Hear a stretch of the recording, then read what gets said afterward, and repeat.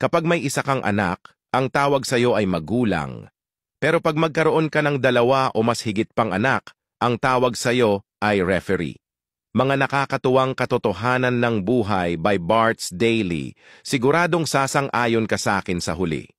Ang pakikipagrelasyon ay ibig sabihin na ang isa ay laging tama at ang laging mali ay ang lalaki. Hindi mo mabibili ang pag-ibig, pero siguradong pagbabayaran mo ito pag nasa relasyon ka na. Araw-araw sakit sa ulo.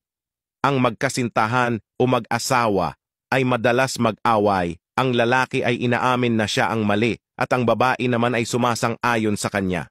Bago ang panghuli, paki-follow mo naman Bart's Daily para magkita pa tayong muli. Ang tawag sa salitang kinalakihan mo ay mother tongue dahil ang tatay ay di na nagkakaroon ng pagkakataong magsalita.